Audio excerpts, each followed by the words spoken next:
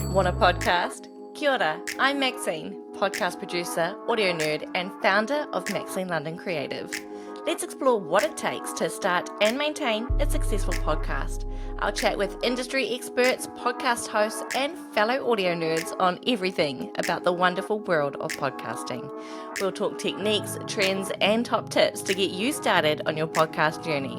Whether you're a podcast newbie or you've been here a while, welcome. Want a podcast?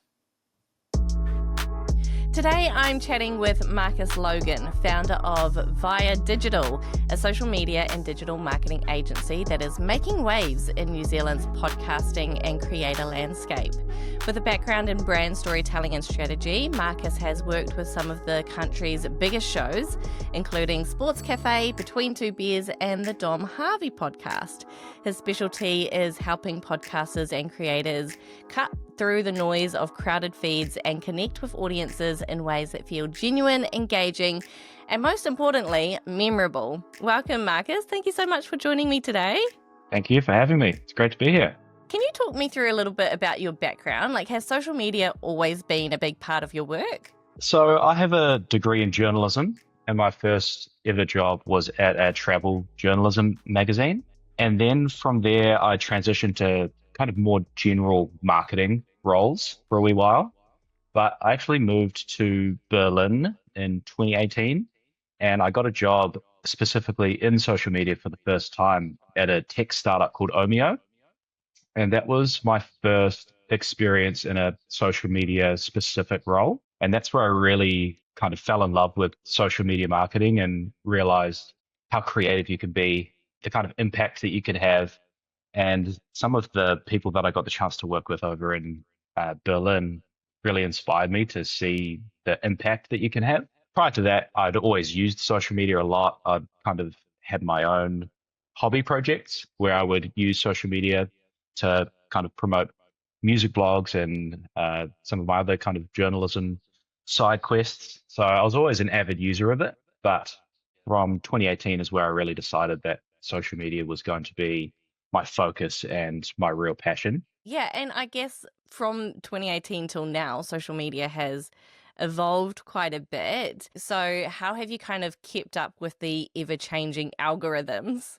Yeah, it has changed a ton. I think it's being an avid user of it as well as, applying it in a professional kind of way. It's understanding the nuances of the platforms and what kind of content is working. And yeah, just staying really immersed in it, I think, is crucial because you're right, like it has changed so much. Particularly TikTok has disrupted the entire social media landscape. Back in 2018, video content was nowhere near as dominant as it is now. Now video content is everything across all of the major platforms, and the algorithms have changed significantly almost solely because of TikTok's influence. So I think it's about consuming as well, which can be problematic sometimes if you do it too much, but staying kind of abreast and immersed in it is really crucial. Yeah, I've had actually a kind of similar-ish background to you actually, and social media has always been a big part of my role doing various like journalism, radio, marketing sort of roles. And it is kind of that catch-22 that to keep up to date, you really got to be immersed in it, you really got to use it. And then it's like, wait, am I actually using this for research or am I just scrolling? How do Yeah, you it's a find fine yourself line. like putting those boundaries in place? I kind of think of it that whenever I am using it, I am kind of trying to understand content and, why has this specific bit of content taken off? Why is this thing not having any likes or comments or shares on it? But you're right, it's a real fine line. And, for your own mental health, you need to have some kind of guardrails and limitations in place. But I try to always think about it from the deeper level of, why is this trend happened? How is this trend now playing out across different industries and brands and podcasts? So having an analytical hat on the whole time, although not always achievable, that's always kind of how I justify, Mm. that fine line. And so why do you think that social media is such a powerful tool for podcasters? I mean, it's just an access point to the entire world Social media has disrupted every industry, every business, every niche, and podcasting is no different.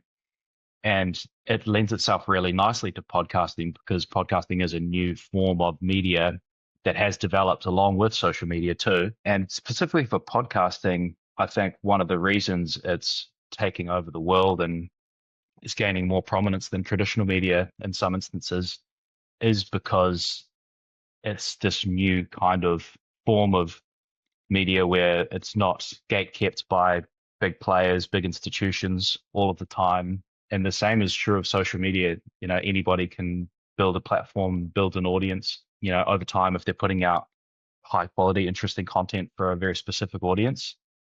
So I think the growth of the two kind of does go hand in hand. But for podcasters now, I mean, the same is true for any brand or business or person.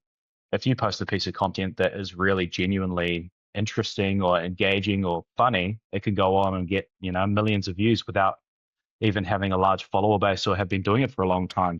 So yeah, it's just incredibly powerful for everyone, every business, every brand, and now every podcast. Mm. I want to talk about that aspect of like going viral. I feel like there's a lot of talk at the moment and like this need to go viral and like follow these steps and get a viral video.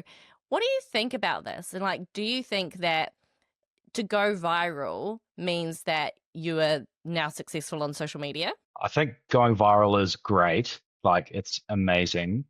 But if it doesn't bring any other depth of engagement, then it's ultimately going to be a flash in the pan and it's not going to help your ultimate goals.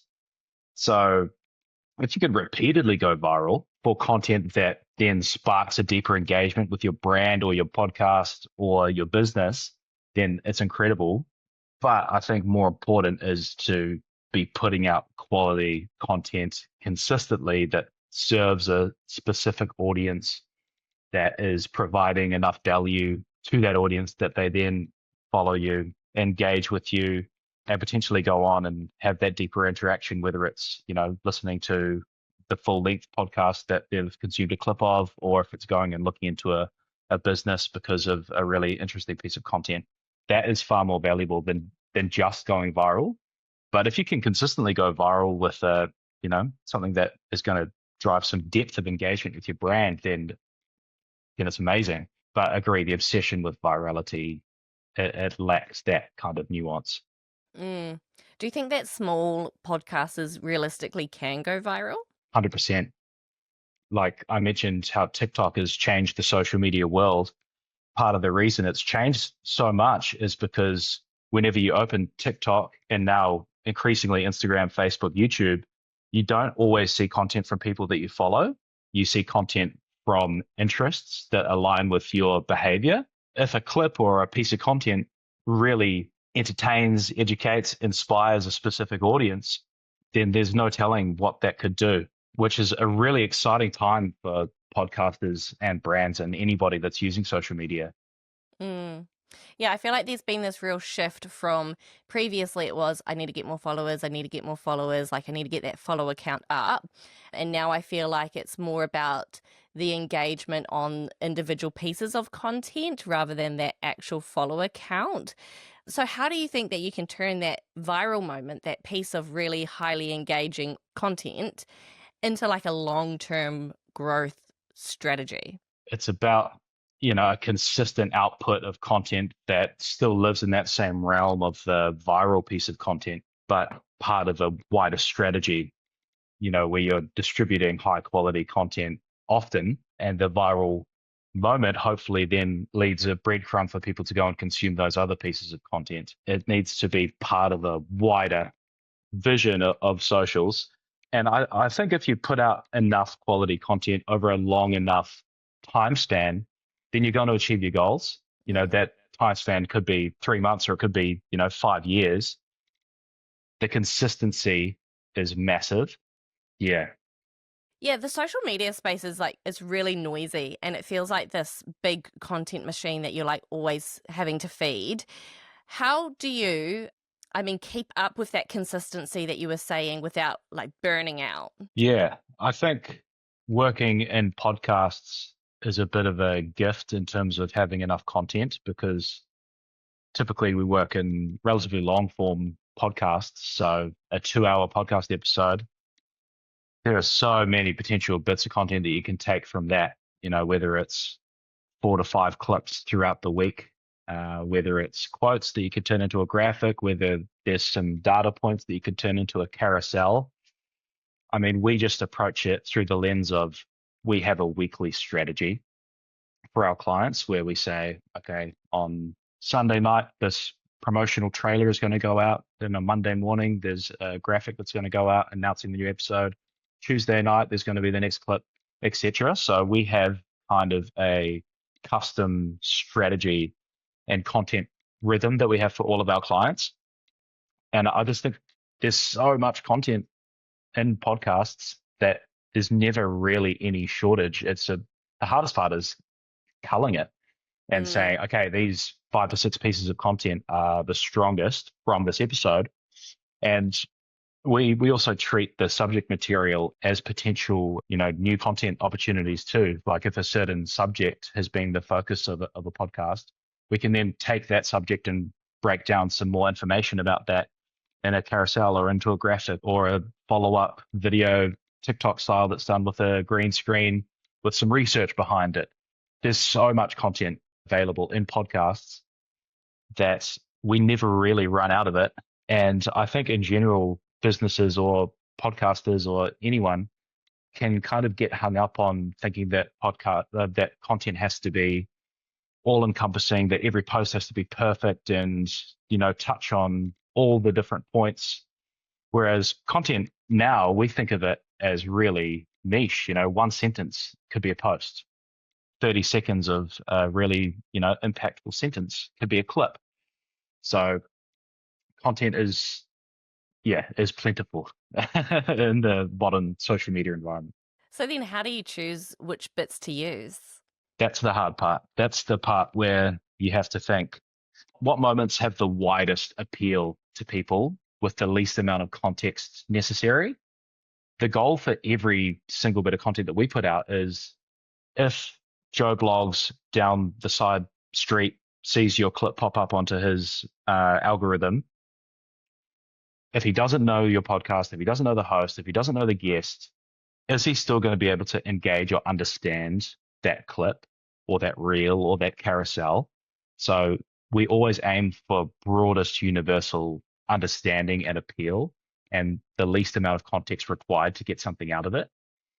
And then it's also an understanding of your audience, like what's a hot topic that's going to drive conversation, amongst your followers or amongst your niche. So with that comes a bit of a understanding of culture, understanding pop culture, understanding social media, a really thorough understanding of who your audience is to know what's going to land the best. And sometimes you don't know. Sometimes you just have to follow your gut. If you think, that this was really powerful, then sometimes you're not going to know until you put it out. And that's also part of, experimentation and testing lots of content, putting lots of stuff out, and then finding beats and finding patterns of posts that do work and posts that don't work, and letting that inform your decision making in the future as well. What do you think is the most important thing to be looking at in terms of analytics? The most important analytic now is a send. So if someone sends a bit of content, then that's typically what the platforms now look at as the highest form of engagement. Because these platforms, their ultimate goal is they want people to be spending as much time as possible on the app. And if they see a bit of content that is engaging people and you're then sending it to other people who are then going to spend more time on the app, they think, oh, brilliant, this is amazing. So sends is a really important one, and saves. So that shows a depth of engagement of not only do I love this, but I'm going to tell my friends about this. And then, view count, view count and likes, comments. They're all important. Some of them are called vanity metrics, but any bit of engagement that you get on a piece of content is a good thing and is going to inform the platform of, how strong the content is, and then therefore how much are they going to push that piece of content. So Mm, it's all important, but I think those sends and saves are really the most powerful. And if a piece of content has 50 likes but 200 sends, then that's a great performing post. So yeah. yeah. Yeah, because of what you were saying about, when people engage with your content, the algorithm's more likely to push it out. Do you think it's important to engage with your own content, or is that a bit cringe? I think it's a bit cringe. Yeah, I mean, there's a way to do it that's genuine in going in and replying to comments, or particularly like on a YouTube video. If you go in and post the YouTube video and then leave a comment saying, let us know what your favorite moment of this episode was, or far out, what a chat this was. Thank you to so and so for coming on. That's a way of doing it that's community building and nurturing. Mm-hmm. Whereas if you're liking your own posts and commenting emojis on your own post, then that's not the best look. but Yeah. but there's a way of engaging with your own content to with the goal of, fostering a community. Yeah. So with social media, it's obviously, you've got a few seconds to capture that attention. What's your piece of advice for finding a captivating hook? We always look at attention grabbing statements or big setups or building in context into those first 3 seconds, because sometimes you could have a really great 3 seconds, but there's still some kind of storytelling piece that's missing from, the seconds before that was said. So if we have that, we oftentimes will use things like a pop-up text box on the screen that will say a bit of supporting contextual information about what's happening to kind of build that in. And even sometimes we do that just to have something on screen so that people are reading. And then hopefully by the time they read it, it's been 3 seconds. And then, you're through that first little engagement dip off. Mm-hmm. But we typically look for those moments that stand out on listen back, and then bringing them straight to the top. And sometimes we've gone as far as working with clients to actually script some custom hooks after a podcast record so that we can absolutely control that first 3 second or first 5 seconds of a clip. Mm, So whether it's a guest that has, worked with police or gangs or has a lot of experience with crime, we'll write out, 5 or 10 different hooks that say, you've worked with the police for 15 years and seen the craziest crimes in the history of New Zealand. How do you stay sane? Or something like that. And then we'll get that recorded, and then we'll use that as the hook so we actually can control the outcome to make sure that we have that. So yeah, there's a few different things that we use. I hadn't thought about approaching my podcast in that way. I mean, like Mm. when I look at my podcast, I kind of do the podcast standalone and then just Yep. choose clips and chuck it up. I Yeah. hadn't thought Oh, for about sure. like embedding those hooks purposefully for social media. That's a really good takeaway. How Mm. important are visual hooks compared with audio hooks? Visual hooks, there's not too much that you can really do with people having a conversation. So we typically do it like a text box popping up in the first 3 seconds, or if someone has a really exaggerated like hand gesture or a really emotive expression on their face, then we will use that and we'll highlight it and we'll zoom in on it. But for the most part, I think the most powerful stuff comes from the audio hook. It comes from what's being said, because it's quite a limited format a lot of the time, right? It's people sitting down having a conversation. So there's not too much that you could really craft visually to, stand out and smack people in the face, in a way that could be done with other types of content. So, we think of podcast social content as kind of micro stories, micro moments, micro narratives that we can piece together. And the best ones are typically just, those really strong stories or really funny jokes or really funny stories or powerful information. We go more with looking at the content as the hook rather than like a visual on screen. And then I've seen some people putting like trending audio underneath their podcast snippets. I guess with music, you have to be quite careful, because you don't want any music that has lyrics. You don't want anything to distract from the actual content of the podcast. But do you think that is a good way to go about your content? Yeah, potentially. Yeah. I think there's no harm in testing those kind of things. And Mm. typically the platforms like you using things that are trending or particularly new as well. So like, for example, Instagram has an edits app that they've launched, and people have speculated, whether content that's edited using the edits app that is then posted on Instagram gets a little bump in engagement to incentivize people using that. So, I mean, I think all of those trending formats and new features are really good to experiment with and play around with. I don't think that they would be game changers. I don't think that a clip, without a trending audio that's got an incredibly powerful story versus the clip with trending audio that's the same. I don't think that you would see that huge of a difference in performance. I would focus more on like, how do we get the absolute best out of our guest? How do we set them up to have, an amazing story, an amazing moment, and, capture that in the most concise, clear, engaging way possible, rather than focusing on the kind of the smaller stuff. It's not small, like it's important, but I think more important is that kind of high level focus on the content. Mm. Do you think there's more of a focus on genuinely engaging content that's quality and consistently of a high standard rather than chasing trends? Yeah, 100%. 100%. That's gonna drive you with the long-term engagement and long-term brand building and long-term audience cultivation, because getting caught up in chasing trends or trying to always hop on the latest trends, they're shallow. They're gone tomorrow after being relevant for a couple of weeks. There's always going to be something new, but none of them really have that long of a lifeline. So Mm. focusing more on the stuff that you can control, that foundational stuff, is going to flow over into content performance. Yeah. And then I guess as well, the algorithms are constantly changing and keeping you on your toes.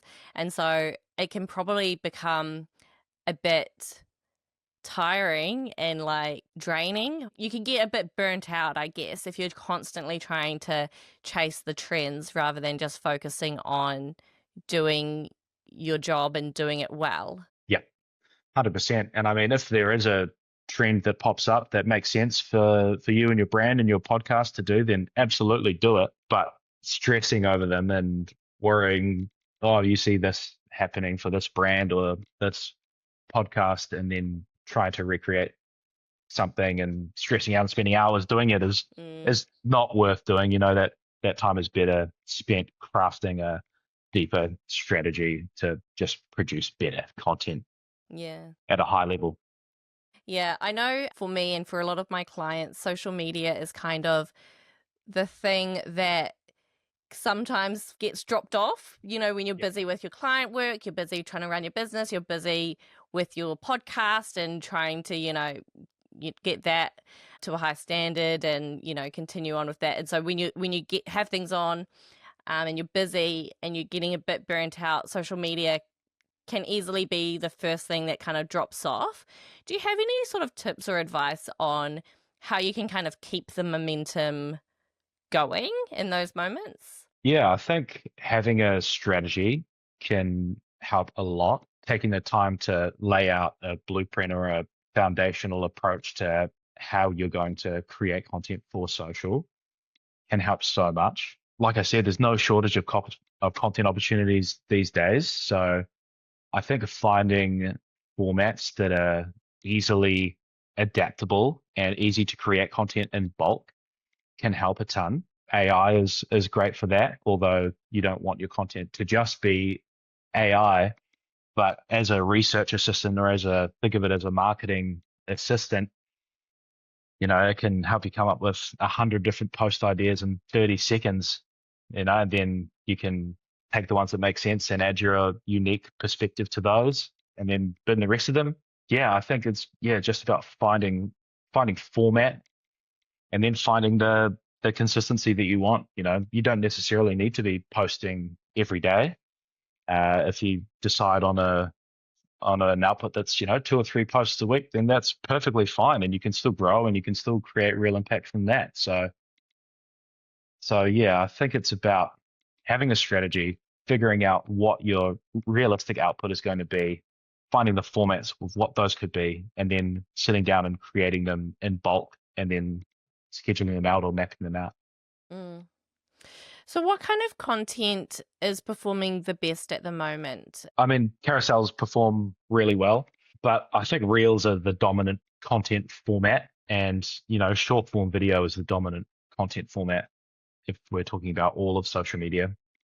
Facebook are really pushing reels, and the Facebook algorithm has changed quite a lot recently. TikTok, obviously, YouTube Shorts. I mean, I think short form video is the content format to really be focusing on.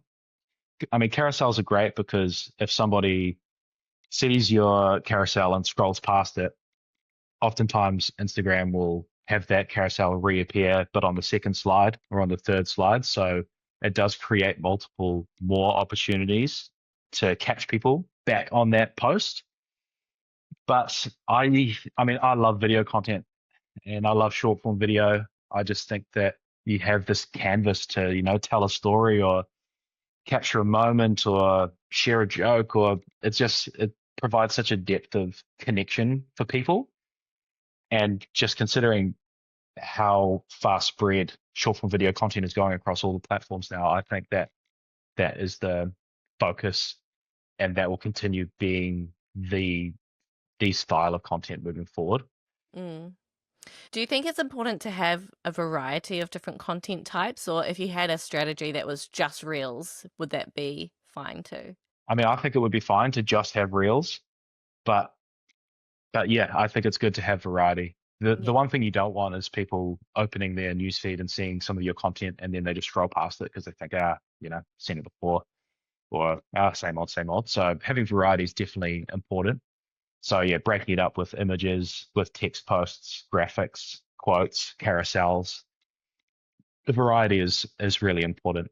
But then again, if you're creating really strong reels, then I think that's great too, and there's no real disadvantage of it as long as the reels are quality. What would you suggest for podcasters that don't currently video their podcasts? Start videoing.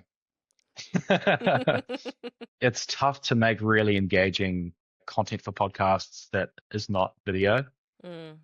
honestly. There's ways to do it.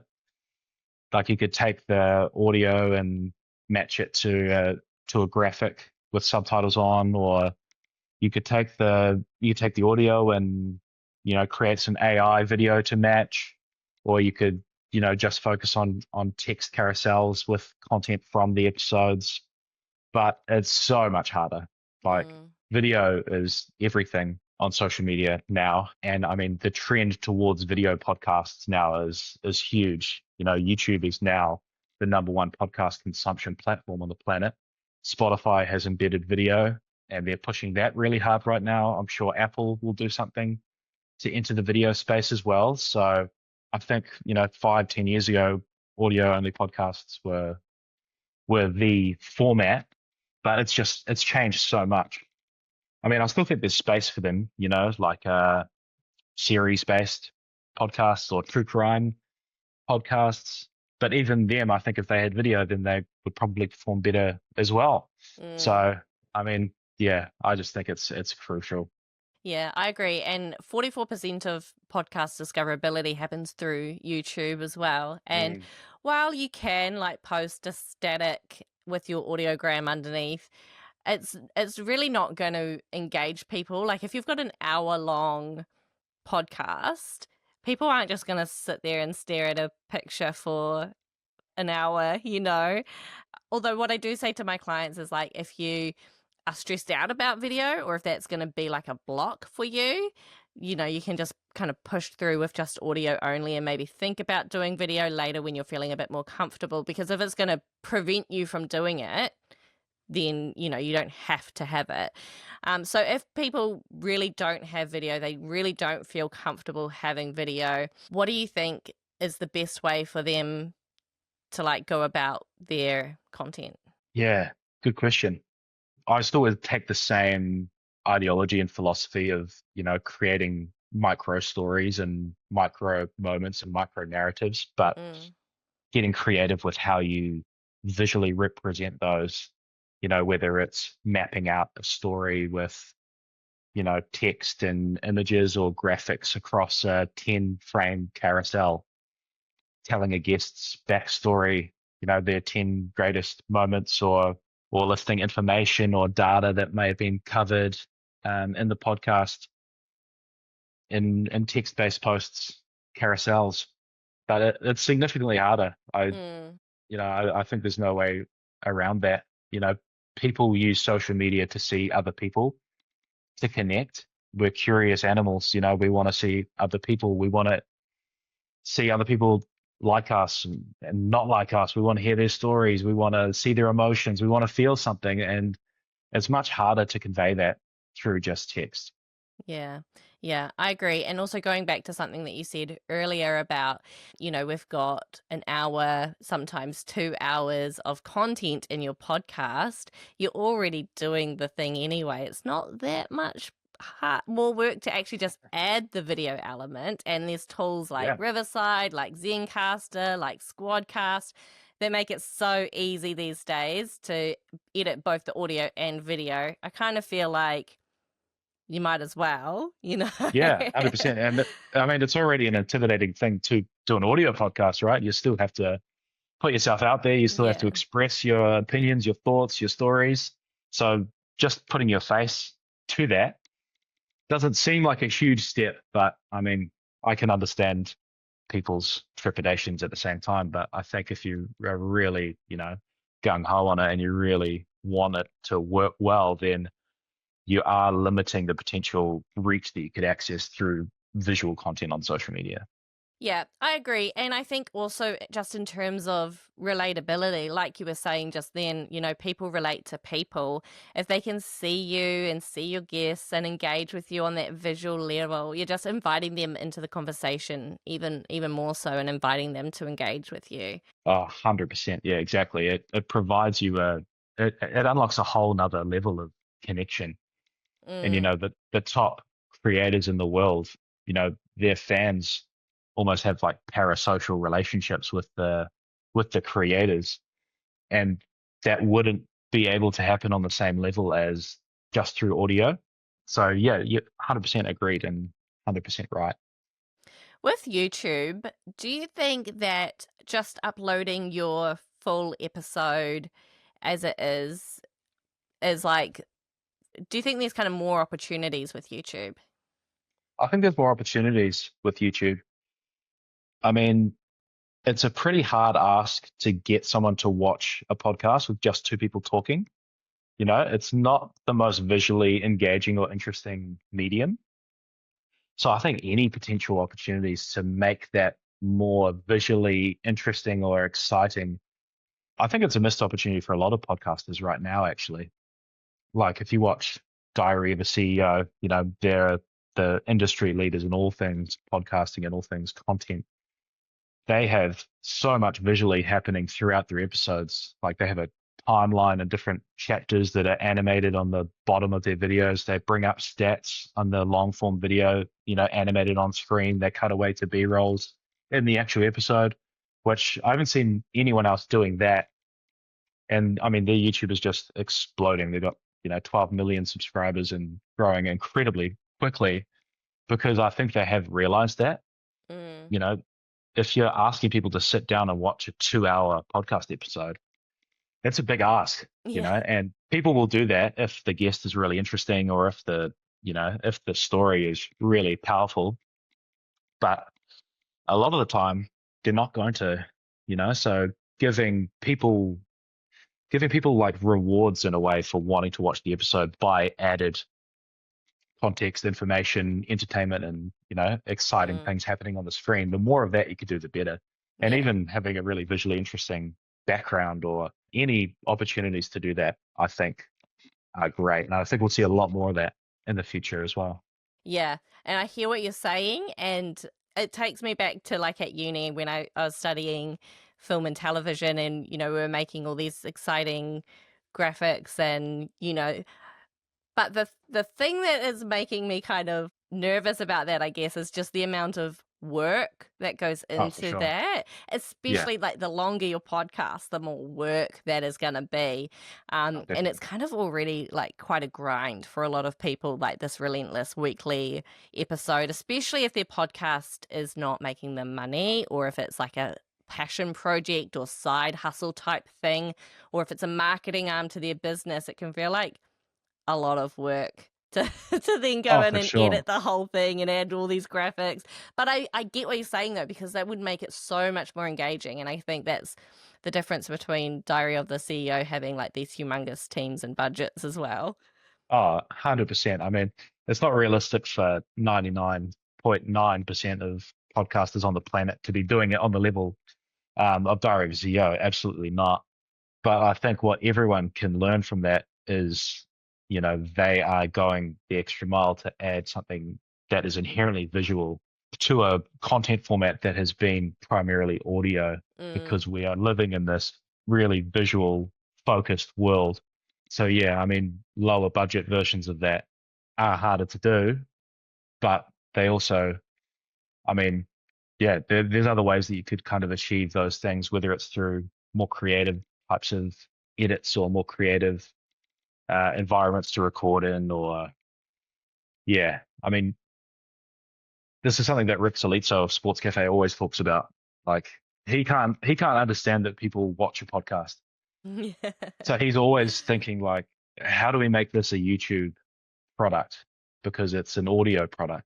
Mm, So in the latest season of Sports Cafe, I mean, he's basically been doing a TV show that then it's called a podcast and it's uploaded to YouTube and Spotify and Apple, but it's really a TV show, mm.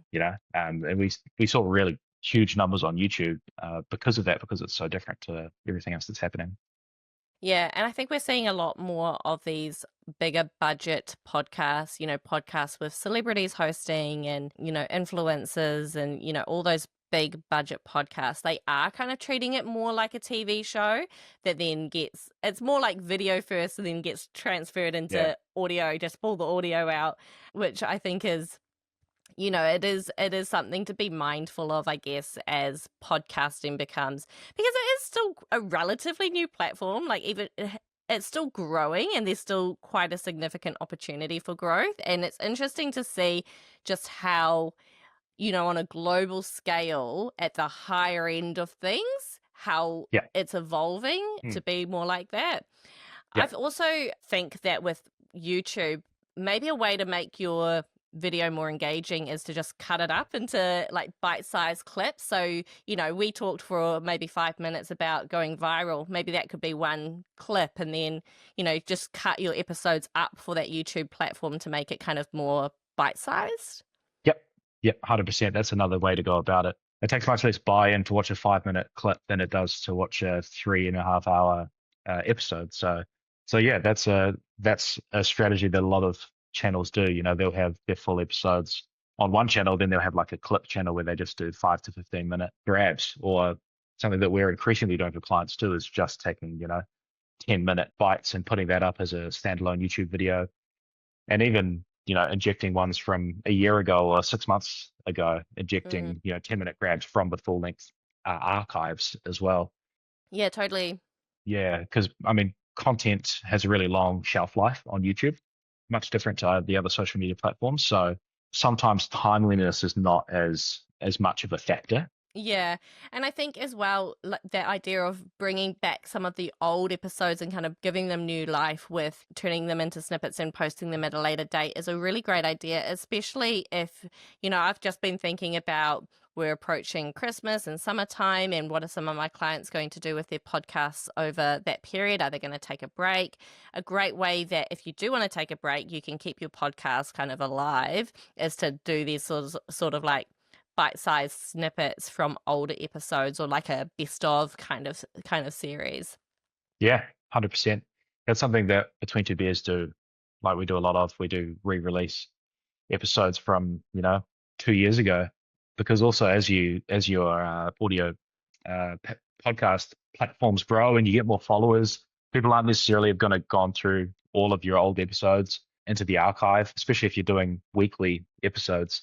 Mm, So doing those kind of things really help. And like we don't see any drop off in terms of numbers really from a re-released episode versus a new episode. So if you've got a big back catalog, definitely put that to use.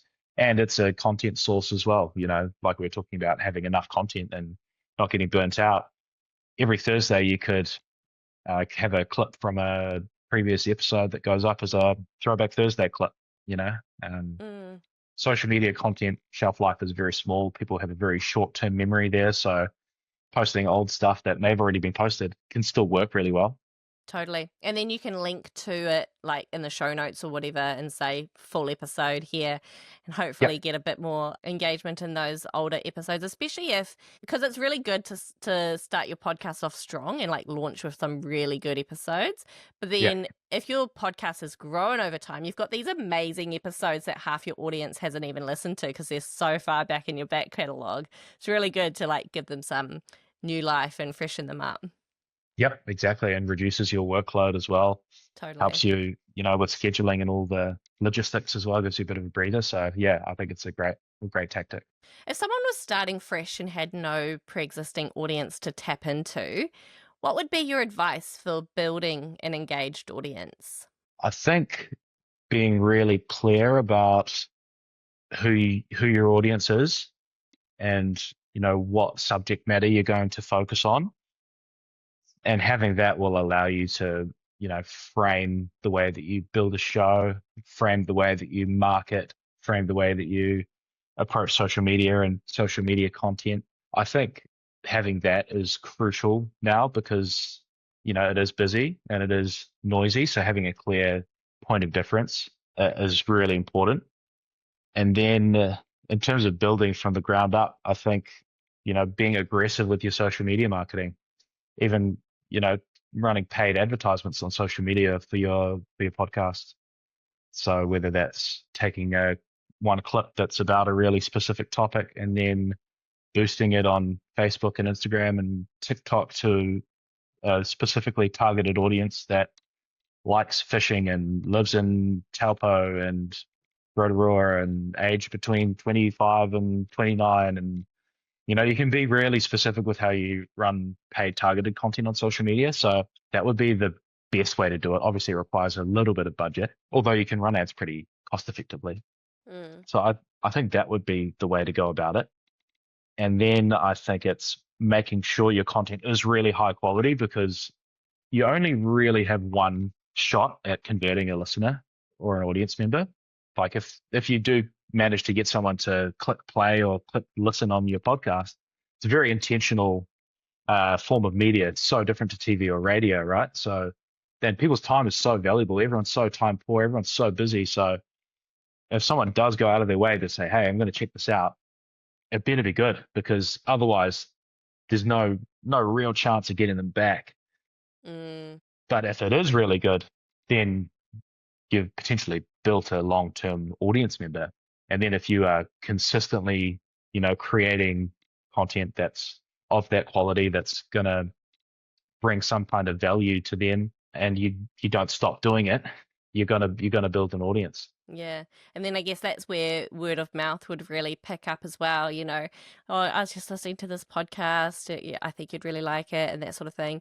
I think Yeah. something that I have really noticed, and obviously, through my work, this is something that I talk about a lot with my clients, but through all of my podcast interviews that I've done and all of my guests I've spoken to, there's been a real emphasis on understanding your audience.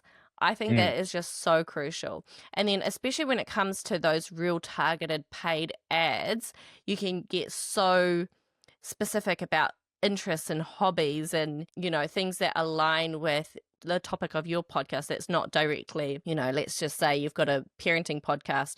I want to talk to mums. okay, but who are the mums? What do they like? What do they do? Yeah. Where do they spend their time? I think that is so crucial. And yeah, as you say, it's really important so that you can really target these people specifically, but also in terms of knowing what kind of content they like, what kind of content they're going to stick around and listen to, like what their habits are, what length your episode should be, what platforms you should be marketing on. Yeah, I think that's really crucial for everything.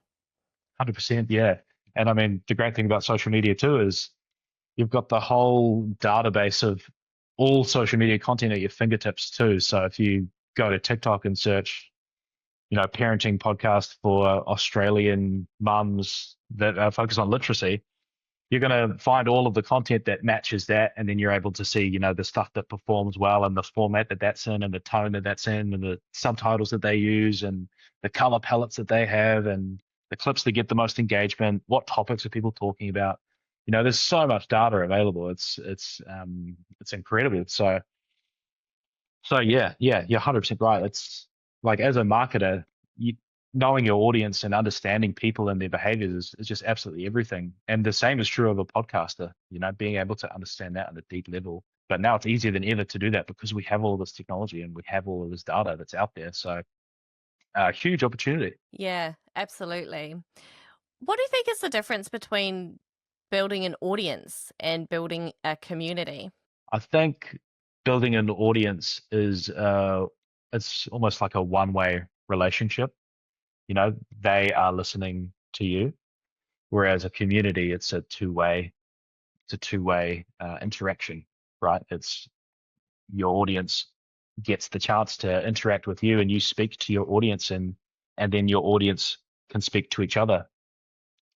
I think one thing that's really been trending a lot is these community spaces for the audience of a particular show to come together and discuss amongst each other and discuss with hosts. Things like Patreon, things like YouTube members, things like Facebook community groups are really big right now. And that's creating the digital spaces to turn an audience into a community, because it does give you such a deeper level of engagement with your podcast or your brand, to be able to activate those people, to engage them, to understand them more, to give them more what they're looking for them to get a feel good payoff for interacting with you in such a deep level that they get to hear back from you. Yeah, it's massively powerful, massively valuable if you do it right. The Morning Shift, if you're aware of them, they have this huge Facebook group it must have 75,000 members in it. And there's just people in there talking back and forth amongst themselves all day, every day. The hosts are active in there. And what they do is, if they have a live event coming up, they post a ticket link in the community group first. They don't post it on their public platforms anywhere. If they have new merch, they post it straight to the community group. They've fostered this huge community of diehard fans that they're able to then to monetize off that, and then just build this really raving fan base that they're actively a part of and they understand really deeply. It's incredibly powerful if you do it right. Yeah, absolutely. Gosh, that's astounding. 75,000 people in one Facebook group. Yeah. How do you do it right? I think it's about understanding and recognizing that people's time is really valuable, and the fact that people would go out of the way to consume your content is amazing. If you think about all of the other media options that people have now, it's so much more than ever before in human history. You're not competing with people down the road. You're competing with the Joe Rogans. You're competing with the Call of Daddies. So I think the people that get it right understand like how amazing that is, that they're engaging with you, and then reward them with that and recognize that and see that and make a concerned effort to speak to them and to engage with them. So I think if you have like a digital community like that, then it just becomes another one of the platforms that you're using and engaging with. If you're posting your content on TikTok and YouTube and Instagram and Facebook, and if you also have a private Facebook group, with people around your podcast, that's also treated as, another platform and another one of your channels. Mm. But yeah, I mean, it takes time and dedication, and it's really hard to build something like that, like to the level of the morning shift. So yeah, I mean, it's a $1 million question how you do it correctly. How do you decide what kind of content is like, kind of free access, Instagram, TikTok sort of content, and then what sort of content you might post in these exclusive groups or even paid communities? I think it goes back to that context, that point around building content with as much context as possible to the outward facing world, because that's how you're going to reach more people that don't know about you and grow. Whereas if you're talking directly to your community, then people already have all of the context.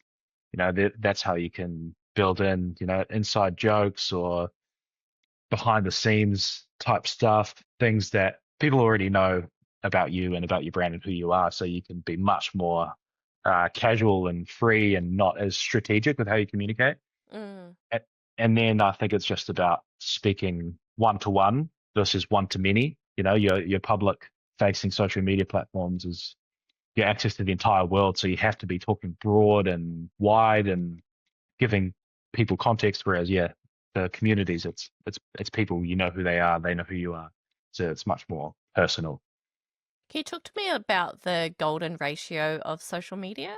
So the golden ratio is kind of the idea of your social media channels, you want them to be primarily giving people value, right? So value could be entertainment, education, and inspiration.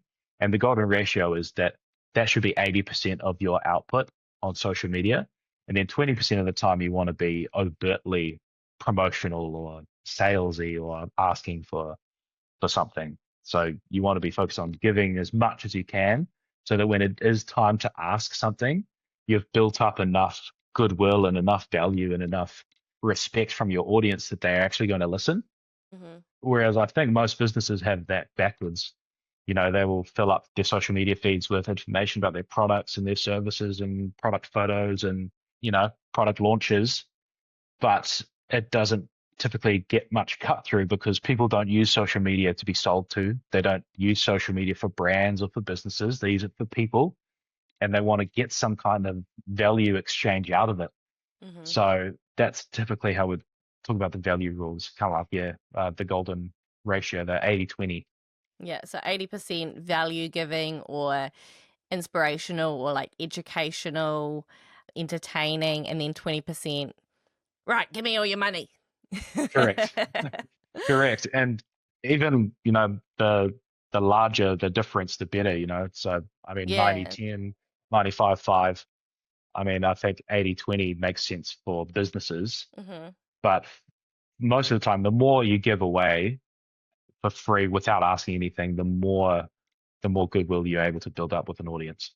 Yeah, yeah, absolutely. So even if all of your posts are value adding and you're really leaning heavy on that and less on the salesy, do you think it's still important to have a call to action on every post? Depends. Depends who you are and what you're doing. I think if you're a podcaster, I think having a call to action is important because so much attention is lost on the short form, Mm-hmm. on a clip on social media. So wherever possible, you want to try to bridge that gap from the short form to the long form. That's kind of the missing link for a lot of podcasters. Like how do you actually get people to the episode, not just a clip watcher? So the more prompts that you can give them on where to find the full episode, the better. If your clip or if your content is crafted in a way that it's really valuable, then it's less of a sales, more of a helping hand. Like, hey, you like this? Go watch the full episode because there's an hour and a half more of this kind of chat. So yeah, but we typically use call to actions in most of our posts for podcast clients. Sometimes that's an end screen. Like sometimes we'll take the subtitles off the last 5 seconds and just have burned into the screen. Watch or listen to the full episode. Some podcasters are using the kind of mini chat automation where Mm-hmm. leave the comment Marcus and I'll send you a full link to the episode. For other clients, we kind of just say, hey, search for Maxine London's podcast wherever you get podcasts to watch or listen to the new episode. So we always try to instruct people where to get the full episode so that the attention doesn't just die on Instagram Reels. Yeah. Yeah, I think with your calls to action, understanding who your audience is will really help you understand what kind of call to action to use. I want to talk about the mini chat like replies, because I've seen a little bit of debate around whether we should be using them or whether we should be like, is it really that hard to send the link yourself? I guess in my perspective, it's more how big your audience is, because if you have like 500 comments, you're not going to be responding to every single one of those yourself. Whereas if you've got a really small but engaged audience, maybe it is better to build that sort of engagement and relationship yourself. What's your take on that? I mean, I think it's just a time saver, right? Like it's one of these handy AI automations that just save time.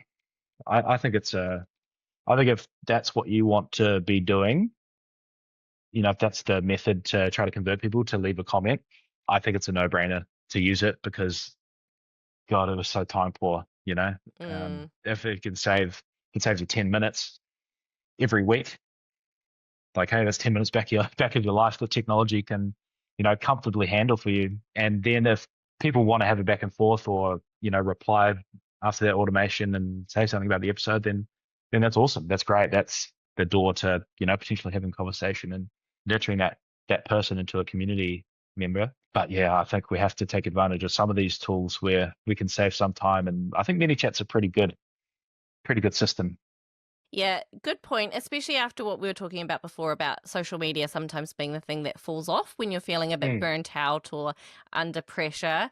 And also I think, it's also instantaneous, those responses. And when you're trying to like convert someone, you don't want obstacles getting in the way. So if you can instantaneously send them the link, they've probably got a higher chance of at least clicking on it or, saving the episode for later.